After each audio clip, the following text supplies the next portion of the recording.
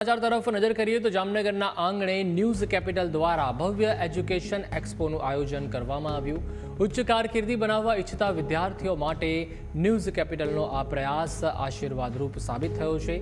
આ એજ્યુકેશન એક્સપોમાં મંત્રી રીવાબા જાડેજાએ વિશેષ હાજરી આપી ન્યૂઝ કેપિટલની કામગીરીને બિરદાવી હતી। ત્યારે ગુજરાતની નામાંકિત યુનિવર્સિટીઓ એક જ છત નીચે આવતા વિદ્યાર્થીઓને વિવિધ કોર્સનું યોગ્ય માર્ગદર્શન એક જ સ્થળેથી પ્રાપ્ત થયું। ત્યારે બ્રાસનગરીના વિદ્યાર્થીઓના પોટેન્શિયલને આગળ વધારવા માટે ન્યૂઝ કેપિટલની ટીમ સરાહનીય કાર્ય કરી રહી છે। આ એજ્યુકેશન એક્સપોમાં મોટી સંખ્યામાં વિદ્યાર્થીઓ અને વાલીઓએ મુલાકાત લઈ શિક્ષણના વિવિધ વિકલ્પોનો લાભ લીધો હતો।